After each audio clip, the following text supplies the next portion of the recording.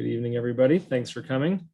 I was about to say everybody else can join Roxana and turn on their cameras, but Roxana turned hers off, and that's fine too. There's no obligation to have your cameras on, but I have a screen down here with all of you, and I have my screen that I'm going to share with my slides. But since there are only 4 of you, I thought I would take the opportunity to let you maybe briefly introduce yourselves and just kind of say what you're interested in and why you decided to join this open house this evening. I can play professor and call on you if you'd like. All right, welcome back, Roxana. Hi, my husband was walking behind me, so. No, it's all good. He's welcome to join. Yeah. So I'm Roxana. I'm sorry, I missed the, is that, what else are we supposed to say? Oh, no, you're fine. I was asking if, since there are only 4 of you, if people wanted to introduce themselves and maybe just share what they're interested in, maybe if they have a particular engineering they're interested in, why they decided to join this particular open house this evening. Yeah, so I'm Roxana. I'm interested in mechanical engineering. I work for an HVAC contractor, and I want to be a project manager, and they require a mechanical engineering degree. Got it. Awesome. How about Shreya? If you could turn on your microphone maybe and just share a little bit.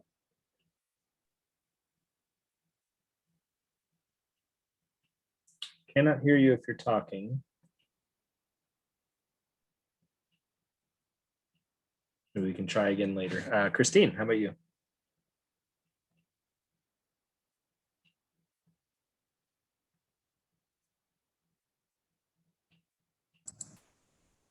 Hi, my name is Christine, and because I saw the link, so I kind of interested in know what the mission has to offer. So I just want to get some information. Thank you. Sounds good. No, that's great.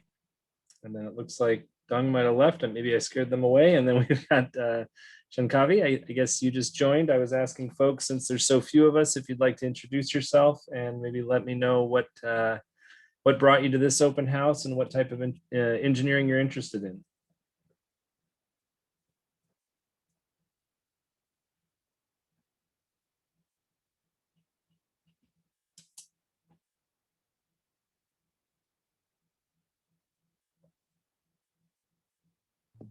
So just to confirm, Dr. Schaffer, Shreya is having some mic problems. I saw. I was waiting to see if maybe they replied. But all right. Well, in the interest of time, I'm going to go ahead and get started. Thank you to those that introduced yourselves and shared. If you want to share anything in the chat as I'm going through, feel free. If anybody wants to turn on their camera or turn on their mic and interrupt me at any time to ask questions, feel free. I am going to go ahead and share my screen now. I have a slide deck to keep me at least on task, but I'll be able to keep you all in my sights down here and the chat window open if anybody decides to chat a question. I know Mario will keep an eye on that just in case. High schooler interested in taking enrichment classes. Great. All right. And Kai, I think I recognize Kai's name from a previous contact that they might have made. All right, well, as Mario mentioned, my name is Dr. Bob. I'm the department chair of engineering, and I'm also the department chair of a program that we just started recently called MTT, Mechatronics Technology. So they are 2 very different programs. Engineering is an established department that's been at Mission College for quite a while, and the MTT program is one that we've just started within the last year. So sprinkled into this, you'll hear me talk a little bit about MTT. So what I hope to do in the next half hour or 40 minutes is give an overview of what Mission College engineering is. I'm going to start by trying to answer the 5 W's and the H. What is engineering? Why study engineering? Who goes here and who teaches here? How do we teach? Where are we and where can you go from here? And when can all this happen? So what is engineering? Well, a lot of you probably have heard of engineering, maybe even know engineers or have studied a little bit of engineering already. If you have, you know that engineering is the use of math and science to solve problems. And I really focus in on this last part, to make society better. Lots of people can do math problems, lots of people can solve problems, but if we're making society better, that's truly what engineering is all about. And there's lots of different ways to do that. Engineers like to solve tomorrow's problems. I share this picture. This is a picture from about 60 years ago, and it is a picture of a forklift carrying a large piece of computer memory to put it onto a plane to transport here in Silicon Valley. I think it was trying to make the trip just up along the coast. That memory right there was 5 megabytes, 5 million bytes. Anybody know what 5 million bytes can get you today? Any guesses in the chat?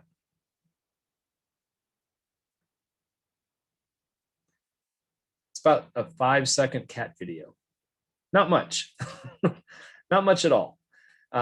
Maybe a few songs. But back then, that was huge, literally and figuratively, right? So 500 megabytes was, something that they were very excited about in terms of what they were holding there. And I'm sure they thought in a few years, this is going to get smaller.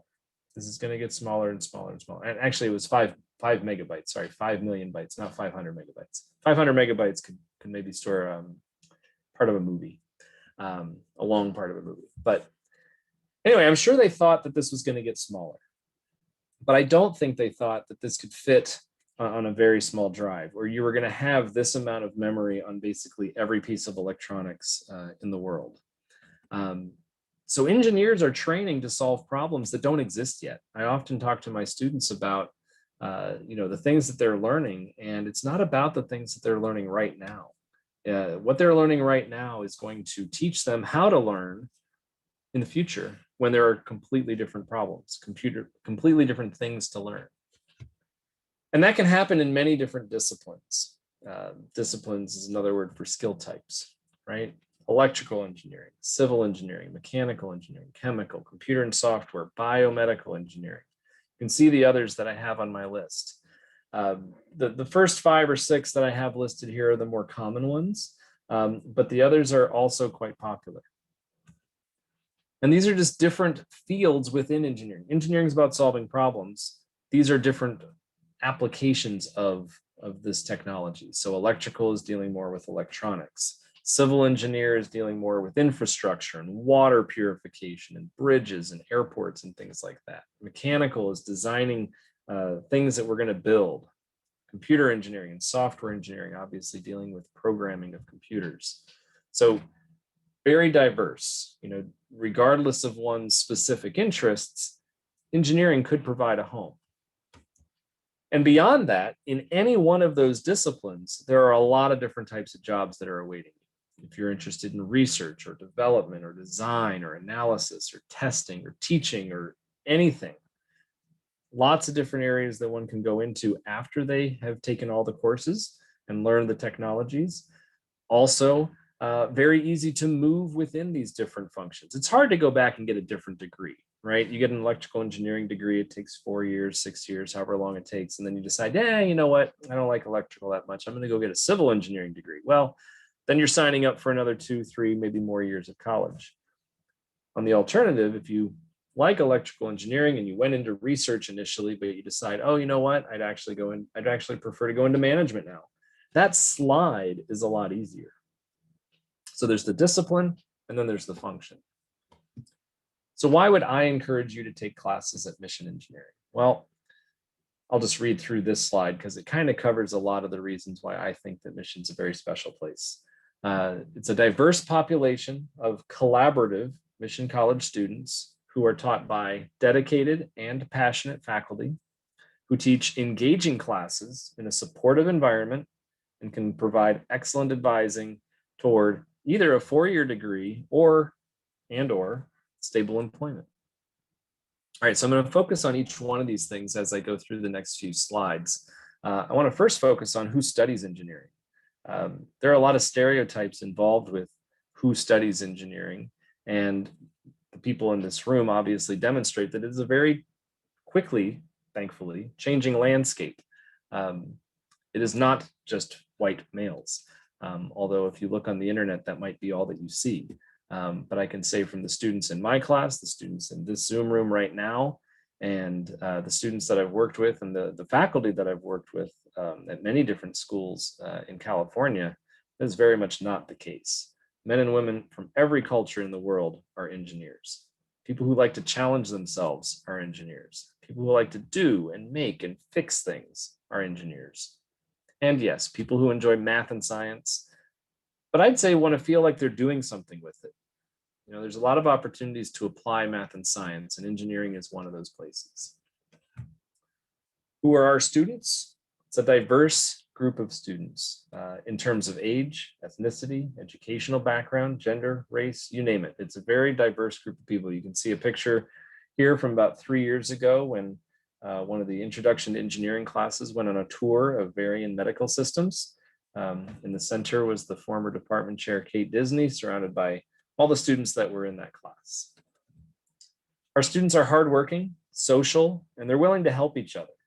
And I think that's an important one. I've taught at Stanford, I've taught at Harvey Mudd University or Harvey Mudd College, I've taught at Santa Clara University, and I've taught here at Mission. And one of the things that really stands out about Mission is how much the students like to help each other, how collaborative they are, and how willing they are to work with each other. Who teaches at Mission? Well, I'm the department chair. I'm the one full-time faculty, but we have a team of another diverse team in terms of obviously race, gender, but also discipline.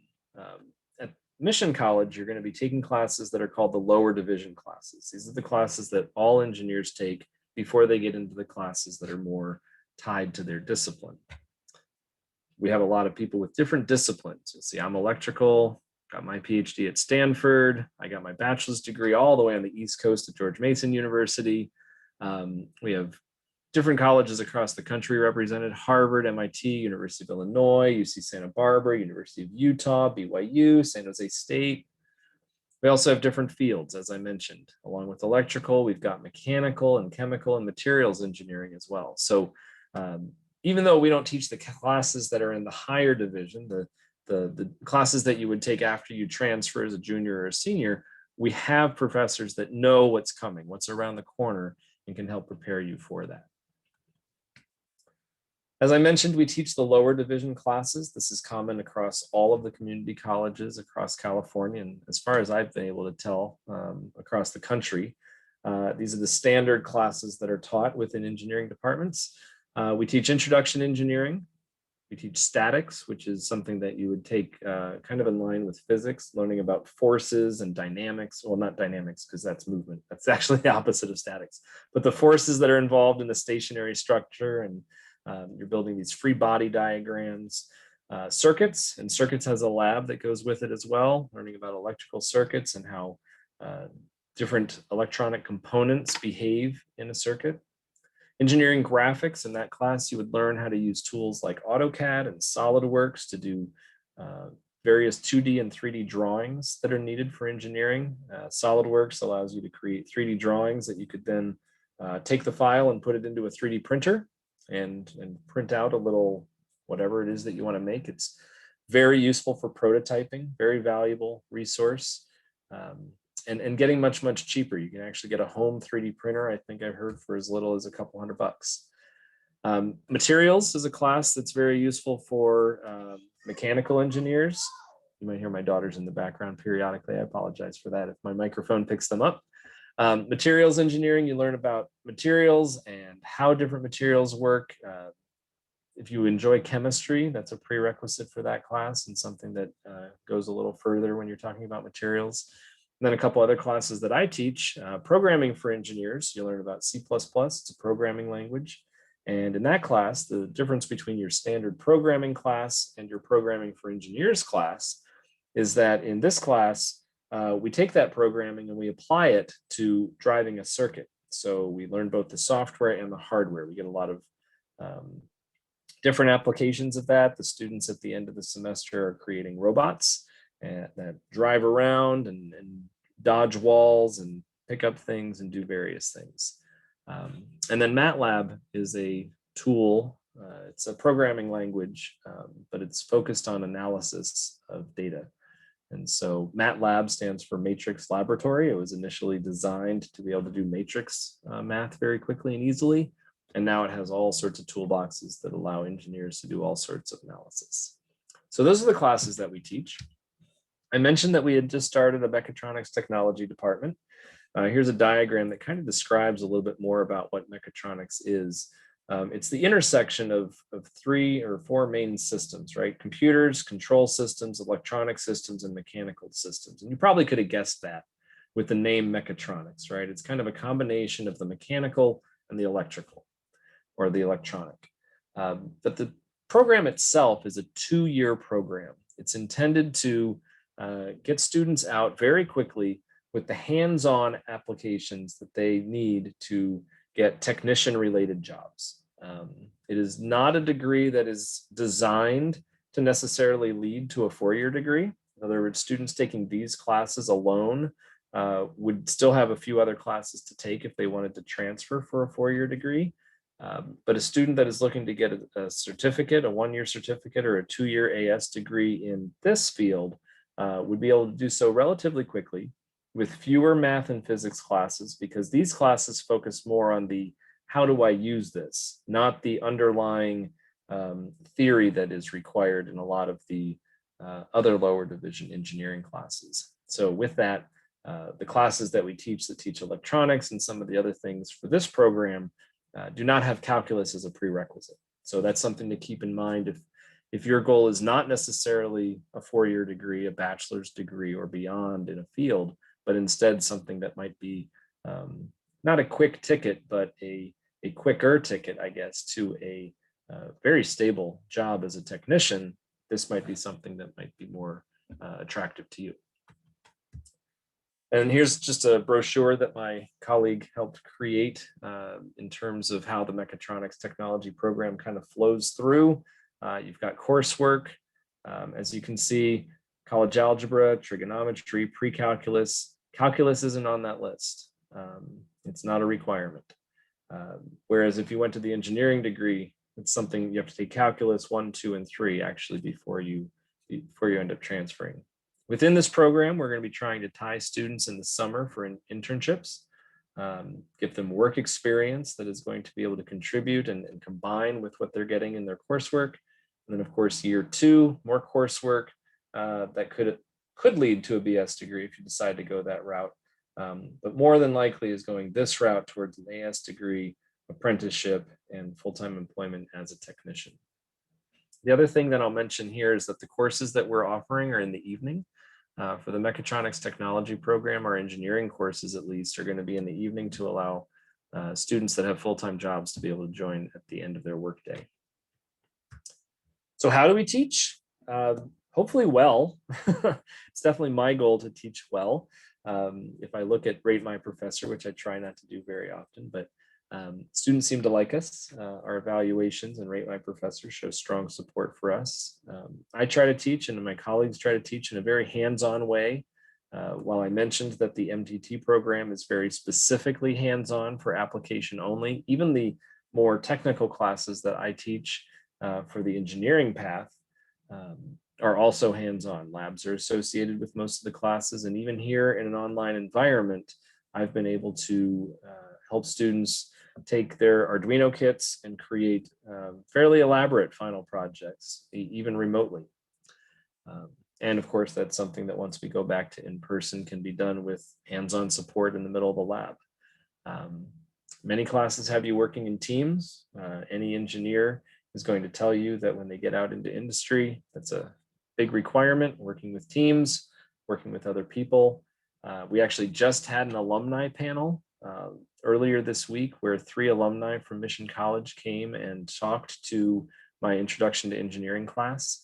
And each one of the 3 shared that when they were at Mission, they had an opportunity to work with teams. And that was something that really helped them when they got to their transfer school and helped them immensely when they got to their industry job.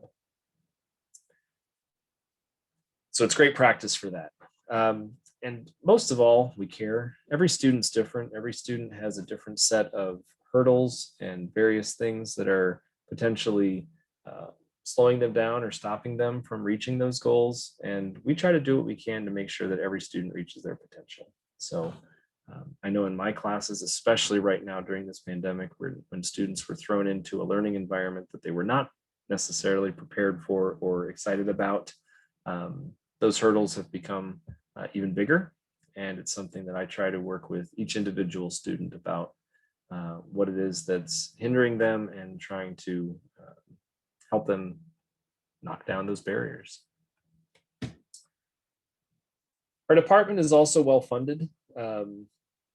We have a makerspace that we use to teach a lot of those MTT classes, 3D printers, a laser cutter, robot arm. We've got Arduino kits and robot shields and all sorts of other equipment that students can get their hands on and actually use to gain the experience that's going to help them in industry.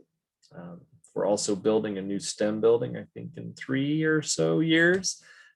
So hopefully on the horizon, and maybe while you're still at Mission, there would be an even newer space with this equipment. But the equipment is state of the art and currently in a building that's relatively new. So even until that time comes, there's the opportunity to learn from and interact with some equipment that would be very useful as an engineer. Mission is also excellent about the support systems they have. Even before I started teaching at Mission, I have a nonprofit where I work with first generation college students. And one of them told me that when they were looking, they had actually been to 3 different community colleges. And I asked them for their thoughts about Mission because I was applying to work here. And she told me that Mission is by far the most supportive to their students. She said that they have a MESA program and all these other things that have just really helped her navigate the space as a STEM student. So that was something that I was actually really excited to hear since I was thinking about working here. I already kind of knew that based on the other things that I had heard, but hearing it from a student that had actually been at multiple community colleges, that was something that really stood out to me.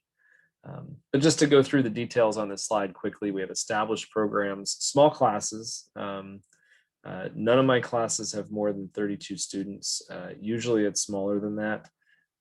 Caring instructors, as I mentioned earlier, I've taught at 4 different schools, bigger schools. Not that caring instructors don't exist at other schools, but what I've found is that the instructors here are a step above in that regard. There are tutoring services for students. We have normally study rooms that people can go into to study. Now we let you study in the luxury of your own home. We have lots of computers. Actually, I say that partly in jest because we actually have dedicated Wi-Fi spots where people can come and park on campus and get access to the Wi-Fi.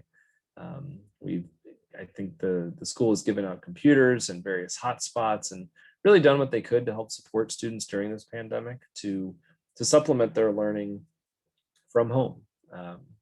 When you get back onto campus, you'll find some smart classrooms. MESA is a program and HSI STEM is a program that supports students. Supplemental instruction, we have peer mentors. We also have the STEM Learning Center. So where are we? You all know this. We're in the heart of Silicon Valley, and you all probably know why that's pretty awesome. We're very well positioned and a lot of our faculty are well connected to, and our staff to provide us with tours, guest speakers, internships, opportunities for summer research. The HSI STEM grant that I mentioned a couple slides ago, or last slide, funds research for students. It's very rare at a 4-year college for an undergraduate to get research experience. And it's even more rare for an undergraduate who is in their 1st or 2nd year to get research experience. So one of the things that I'm really excited about has been the opportunity to work with undergraduates for the last 2 years doing summer research. And that's funded by the HSI STEM grant. So when can all this happen? Well, community college is a very flexible place, as I've learned. It makes it challenging from an advising perspective in the sense that every student's different, but that also makes it very powerful. So every student can design their own pathway through their program that fits their needs. You know, I have some students who tell me when they're working on their education plan that their desire is to get out of Mission as fast as possible. They're using it as a vehicle to boost their GPA and get into that 4-year college. And so for them, the plan might be very different than someone who says, my goal is to stay at Mission for as long as possible. I want to save as much money as possible. I want to take all the classes here I can. And once I transfer, I want to be in and out as fast as possible. So those 2 students are kind of the extremes. in terms of the classes that they would try to take while they're here. And then on top of that, you have different availability. Some students are working full time. They can take maybe 1-2 classes a semester. Others can dedicate their entire time to classes and can take upwards of 5 or even 6 classes a semester. So very different and very individualized. And so what we have is a thing called guided pathways, and that's to help students kind of optimize their time here. The last thing you want to do is step into a program, start taking classes because you think they sound great and it's probably a good thing, and then learn 2 years down the line that half the classes you took aren't relevant to your plan. If you have a plan and you have a desire, you should think about that as early as possible. You should have conversations with me, you should have conversations with your counselor to truly try to figure out what is the optimal way that I can come in and take the classes that I need to take without wasting any time. Now, if you have the luxury of time and the desire to take a lot of classes and learn about yourself and figure out what you like and what you don't like, also a great place to do that. Community college has cheap classes that allow you to really figure yourself out in terms of, as I said, what you like and what you don't like. If you think you like engineering and you take introduction to engineering and you go and take a couple math classes and you decide partway through, you know what, I actually don't like engineering. I thought I was going to, but I learned a lot about it in intro and I even took another engineering class. It's just not my cup of tea. Better to do that here where it's cheap and you haven't spent a large tuition amount getting through a year or 2 of college and then change your mind. Great place to explore. Not that anybody would take engineering and not love it, but just in case. We have degrees and certificates in both programs that I mentioned. Engineering actually has just this last year developed 4 different engineering certificates and AS degrees. And that was to give students a little bit more flexibility. So these are built around 4 different technical tracks. And so electrical engineering has a track, software and computer engineering has a track, mechanical engineering has a track, and then civil and aerospace and a couple others are lumped in there, have a technical track. And so the classes that you would take for that are slightly different. And then MTT, that's one direction. You get to pick, I think it's 5 out of 10 courses that are offered. So you get to pick your depth of interest and take the classes that are most interesting to you.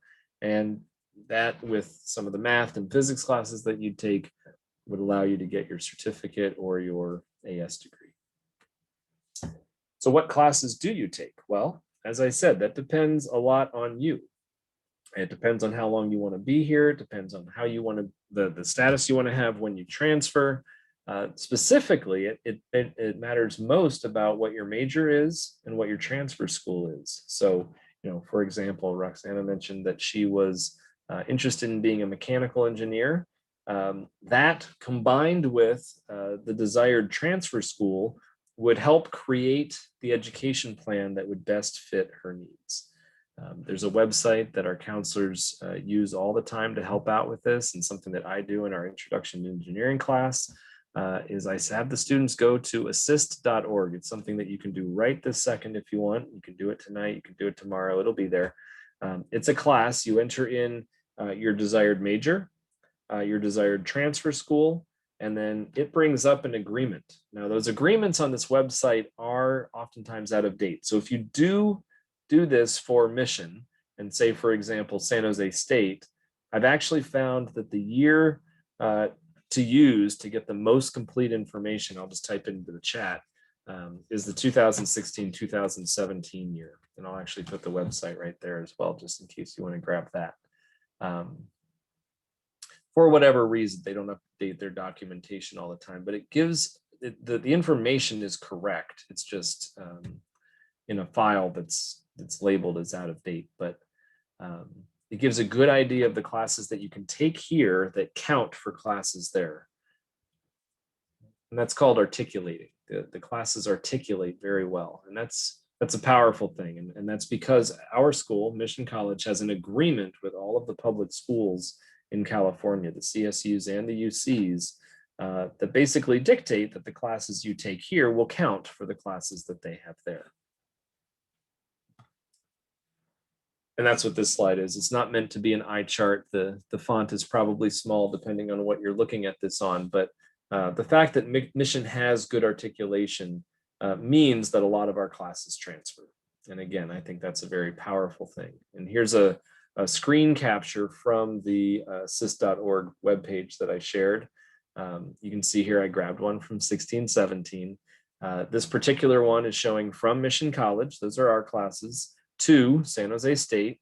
And for this particular one, it's just listing all the different engineering classes that articulate from the general catalog. And so you can see here for AeroAstro, there's 2 classes that they expect. One is computer aided design for aerospace engineers, and one is computer programming for aerospace engineers. You can cover those classes here by taking Engineering 25 and either Engineering 30 or Math 5, the 2 classes that I mentioned earlier for computer programming or MATLAB.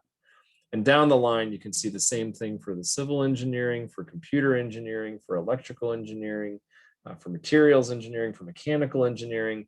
They all have a counterpart, and a lot of them are the same. So you'll see Engineering 30 for Mission here counts for AE 30. It also counts for CMP 30.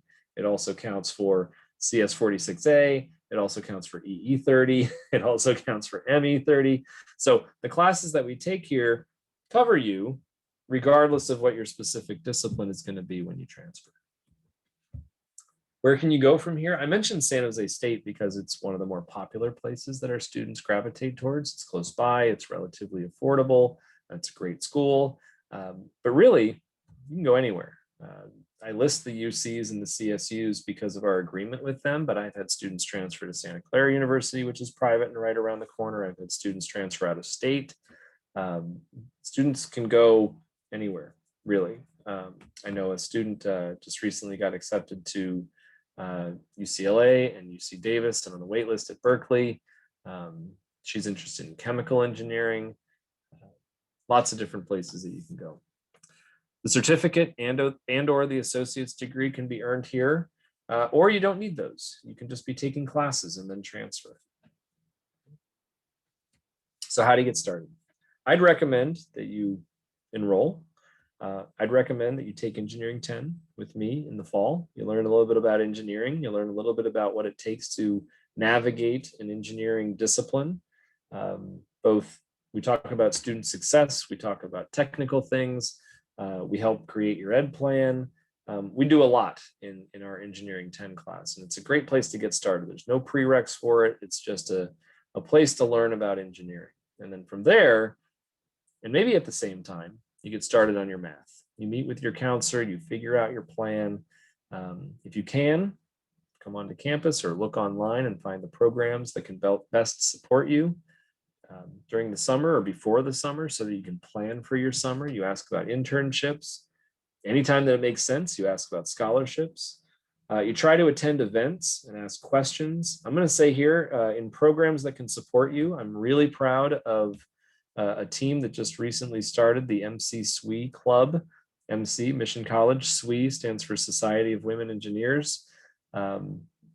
Jackie and Melissa have taken basically nothing from last fall and in the span of about 5 months created a program where we have 25 students. They meet regularly. We're planning events. We have speakers. They're really excited about the fundraising they're doing. And more importantly than all of that combined is they've created a community where the students can talk to each other and lean on each other and really have a sense of belonging. So joining clubs, super important. Talking to current students, if you're thinking about going here, I was unable to ring in any students to come tonight, not because they said no, but because I was super busy and I forgot to ask. But usually I get students to come and kind of share their thoughts during this. And if anybody is interested in coming to Mission and taking classes here and want to talk to some current students, send me an email, let me know, and I'd be more than happy to put you in touch with some. So I'm going to go ahead and type my email address in the chat window in case you want to copy and paste that and send me an email anytime. I'd be happy to answer questions. Most importantly, just explore. Take a look at the website, talk to people, email me, email students. That's truly how you get started. So why study engineering? Let me summarize. You learn skills that can be applied anywhere. Financial security, engineers technicians, very stable jobs, good money. There's a lot of varied opportunities, challenging work. I mentioned at the beginning, the social impact. We're helping society. You understand how things work. That's a really powerful thing. I walk around my house all the time and, something breaks and I'm like, I have the skills to either I know how that works and I can fix it, or I've learned enough over taking a lot of engineering classes over the years that I have the confidence to learn why it's broken and what to do to fix it. And a lot of creative thinking. So in conclusion, I would say that Mission College is a great community college. The engineering faculty, top notch. Students are going to be cared for. Students will receive a competitive but affordable education that prepares them to transfer and obtain a bachelor's degree for almost half the cost, because your time at Mission is relatively affordable. And then when you move on to your four-year college, you're only paying for the last 2 years of that, if that's a goal of yours and if you take enough classes here. So with that, I know I said it at the beginning and said you could interrupt me, but I know people are a little shy to do that, but I'd love to open it up to questions now and see what's on your mind and see if you have any follow-ups you'd like to ask about.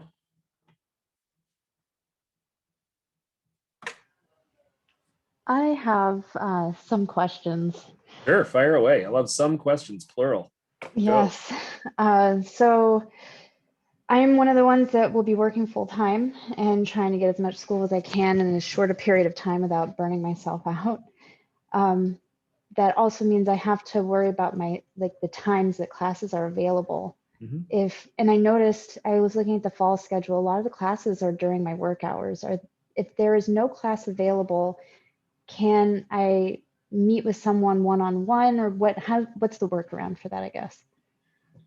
So which classes were you looking at? First of all, were you looking at engineering classes or were you looking at some of the math or physics classes? Math and physics. Yeah, unfortunately, I don't have a lot of information about the math or physics classes. I don't know if Mario can answer that, but I thought there were options for some night classes, but I can speak about the engineering classes when you get to those. In the spring, we do offer an evening engineering 10 class. The other classes that we have, I don't know if we've ever offered a night class for all of the other ones.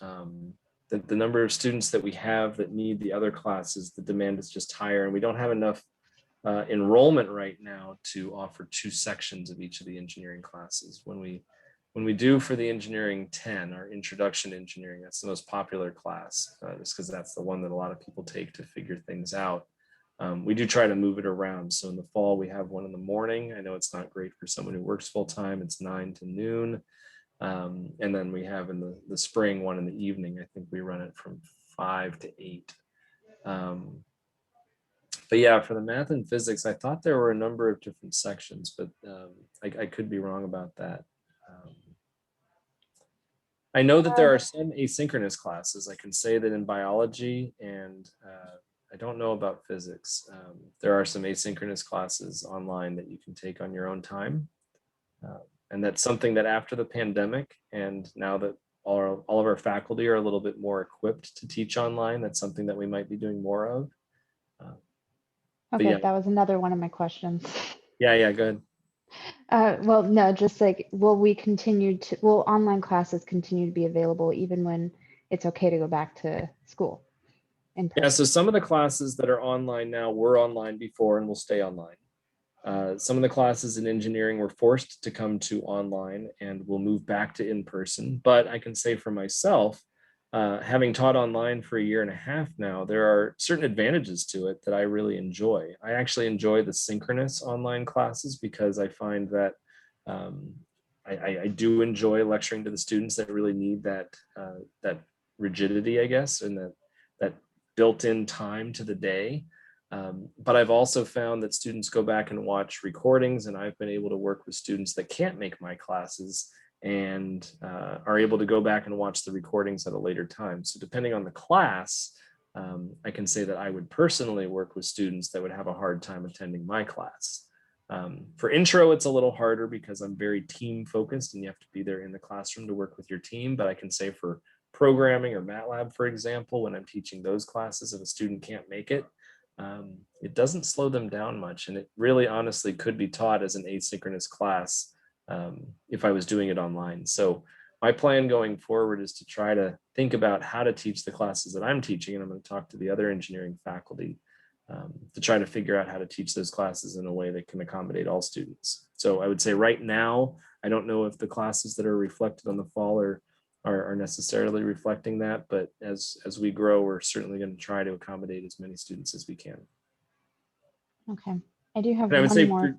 I would just say for you personally or anybody else that's listening, if you do have a question about a specific class, please feel free to just email me and ask, and we can talk through and explore options. Sorry, please go ahead. All right, this is the last one, I promise. Oh, no, it's fine.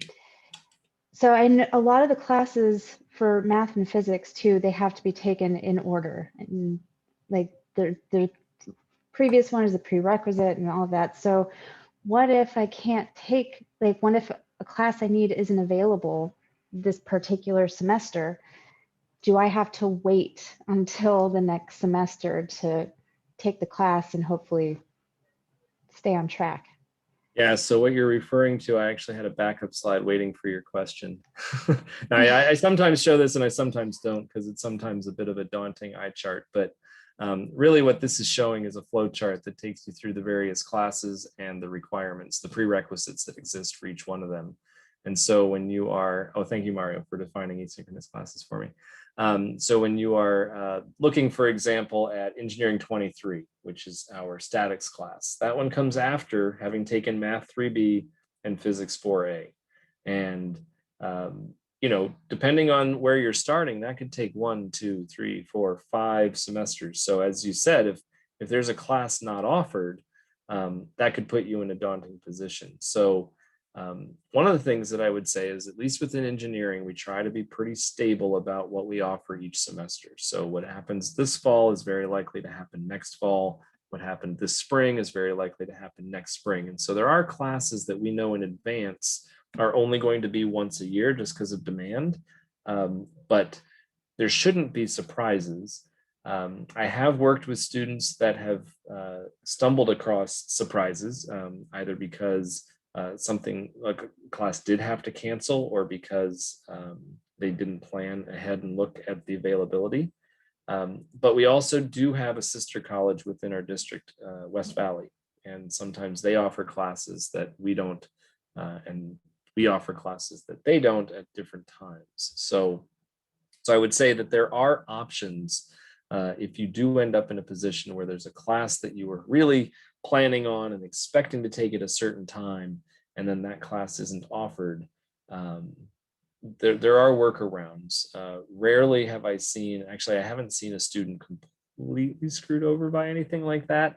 It may not be optimal in the sense of being able to take the class at their desired time, or maybe even at mission, but I've usually been able to help students find a workaround that doesn't slow down their transfer or their graduation. That one requires good planning and good communication. Both are important. And if you're in a position where you're only able to take a class or two a semester, it's obviously vital that you're planning ahead. And yeah, I definitely hear why that would be a concern of yours. And I can say that it shouldn't be a problem. You just got to keep looking ahead and keep your eye on things like that. Right on. Thank you. Sure. My pleasure. Other questions? Say you want to go into biomed, which sequences would you need to finish, like the math one, the chemistry one? So biomedical, again, I would point people to assist.org. So let me go ahead and make sure I don't have like email or a grade book up on my browser before I bring this up. But a number of the classes that you would take for biomed, there would be some biology, there would be some chemistry. I want to say you also have to take circuits just because a number of the fields require it. But I'm going to go ahead and bring up assist.org just to give a really quick demonstration of what it is that I was talking about before. So let me go ahead and share my screen again. Little live demo, so I apologize if this doesn't go perfectly, but institution, I'm going to scroll down until we find mission because that's where we are. And there's Mission, and then we're going to pick San Jose State just as an example because it's one I'm pretty familiar with. And then, as I said, I'm going to change this year to 2016, 2017, because after a little trial and error, I learned that that's the one that has the most complete agreements. And so that's going to take us to an opportunity to then pick the major. So you said biomed. I'm going to go down here to engineering, and I should find biomedical engineering, and I'm going to click on the view agreement. So that's going to get us to a page that, as I scroll down, it's going to tell us all the classes that we could possibly take at Mission that will count in the biomedical department at San Jose State. So we've got English, that's going to cover the English class. We've got a bio class, Bio 1A, or one of these others is going to cover their first bio class, Principles of Biology 1. We've got 4 different chemistry classes that you can take that are going to cover these 4 classes. I guess it's 2 intro classes and then organic chemistry with the organic chemistry lab. You would take those together. We've got our different maths. So you've got calculus 1, 2, and 3 that you could take here at Mission. You've got a couple other maths that you could cover in terms of differential equations and linear algebra, ordinary differential equations. Then you've got a couple physics classes. And then you've got actually 5 engineering classes that you can take. So you could look at this one of 2 ways. You can look at this and say, oh, wow, that's really daunting. There's like 5, 6, 7, 8, 9. There's so many classes I have to take. The good news is that if your goal is to save some money, that's a lot of classes that you can take here and be very well prepared for when you get there to do what is waiting for you at the very end. One thing I like to do is encourage students to look at what's waiting for you at the very end. So I go to San Jose University, biomedical engineering, and then I usually type the word roadmap because that's a phrase that a lot of departments use to try to find their or to try to show what their plan would look like. And I don't know if this link is going to go anywhere. I haven't clicked here before. So degree roadmap, there we go. So biomedical engineering, this is the 4-year study plan designed last year. This is their plan for what students would do their first 2 years, year 1 and year 2. And you can see all those classes that I just talked about that were on that other list, the calculus 1, 2, and 3, the chemistry, the mechanics, the intro to engineering, the programming, ordinary differential equations. So all the classes that I was talking through that were on this webpage would cover all of the classes that were here in the first 2 years. And then when you get there, you're doing what's in these last 2 years. So I like to recommend that students look both at what would you take here, go to assist.org and try to get a good feel for that, and then go to your roadmap for your destination school and get a good feel for what their plan is for you once you get there. Yeah, go ahead, Kai, please. So yes, please. So I have a quick question right now. Yes. So my major is in computer engineering, and I have to study the engineering 20. Hold on, let's see. The engineering 30.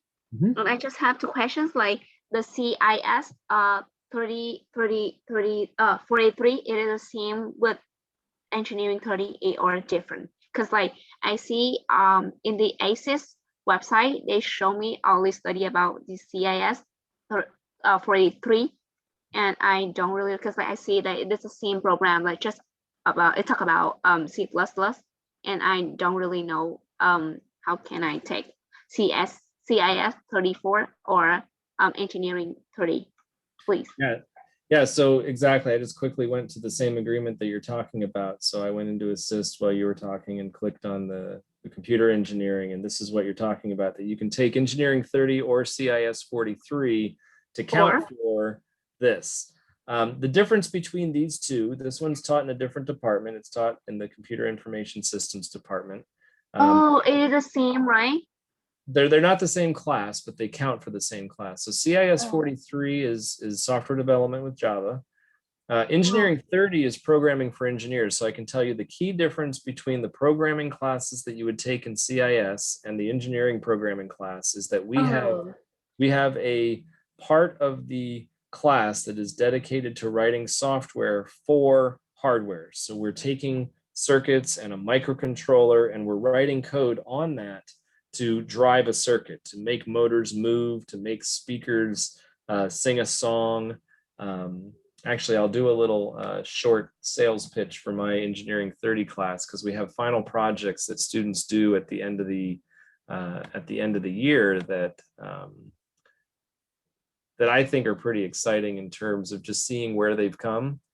So I'll go ahead and be looking for that in the background, but I'll go ahead and I don't know, did that answer your question? I'd love to answer another question if that didn't. Oh, cause like when I talk with my counselor and I want to transfer to UCLA and they require me to take engineering 30. Also, cause like when I see an ACES, they show me like talk about just study about the C++ and the CIS 43 is also learn about the C++ as well. And I don't really know like cause like the similars or not. Yeah. Yeah, if you're taking a CIS class or a class in the computer science department, you're going to be getting just the programming. It's probably going to go a little bit deeper into some of the programming constructs. If you take that in Engineering 30 or in an engineering department, there's going to be a component of it that is applying that programming to hardware. And so there's a little bit of a trade-off there. Oh, this means like I have to take both of them, like Engineer 30 and the CAS 43, right?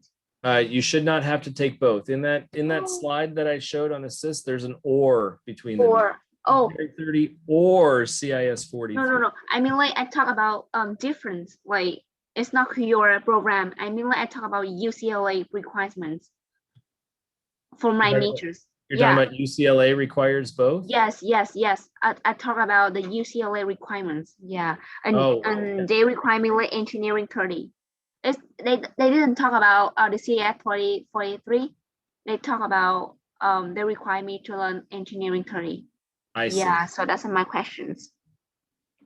Yeah, I mean, if there's well, you bring up an interesting question, whereas if you have two different schools that you're thinking about and one requires one thing and one requires another, you do have to take both if you want to cover both bases.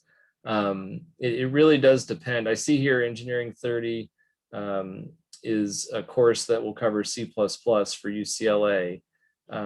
So that would obviously be one that would work for that. I guess I haven't seen anything that has said that you have to take both Engineering 30 and CIS 43. Yeah, sure. Because like the same the program, because like I have to take like engineering 24, and now I have to take more engineering last. This engineering 30, that's a lot from my majors. Okay, thank you, Professor. Like I'll Yeah, sure. No, of course. Yeah, sure. Thank you so much. Yeah, thank you. Other questions? Oh no, that's just thank you so much. Yeah, sure. Okay. Other questions from anybody else? Oh, sorry, my bad. Oh, no, that's okay. Yeah, thank you. Sorry, so I found the video that I wanted to show. This was just a highlight of 4 different projects that people developed. And these were developed in the spring of last year. These were developed after people were sent home. Let me go ahead and share my screen again. They took home their Arduino kits, or I drove and found, actually, I hadn't distributed Arduino kits yet. So they either bought Arduino kits for $35 or I drove and met them on campus. I wore a mask and gave them an Arduino kit that they could then use to build. So this is just a series of snippets from the videos that they took with their robots that they, and all of these students had no programming experience and no circuit experience when this class started.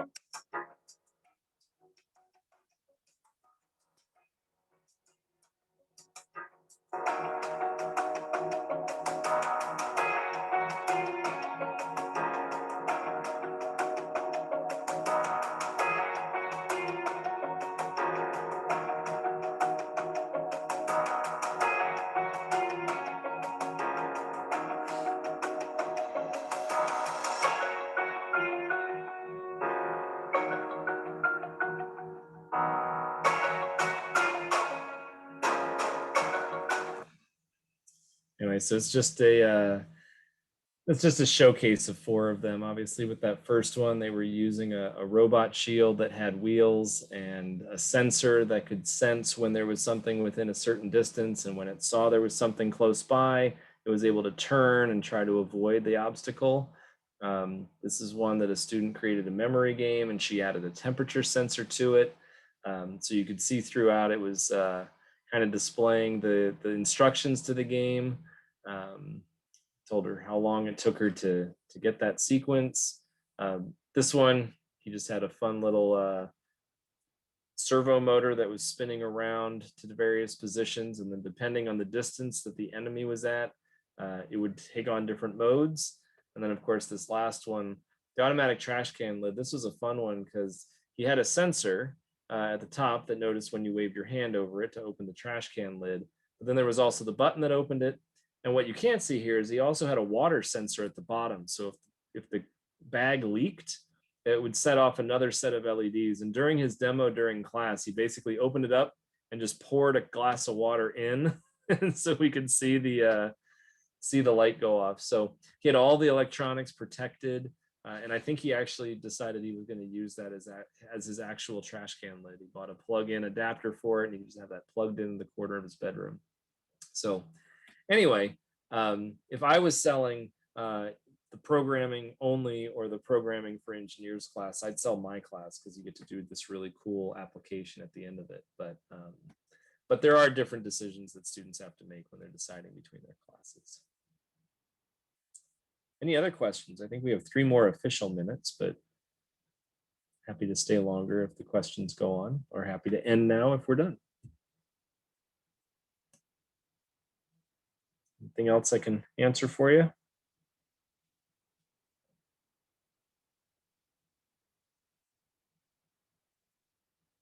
Okay. Sounds dry, Mario. I think we're done. Awesome. Thank you so much, Dr. Schaffer. This was My awesome. pleasure. And Thank once you. again, Thank Yep. you. my pleasure. You can scroll up if you want. My email's up there. Feel free to email me if you have other questions or concerns or comments or anything else.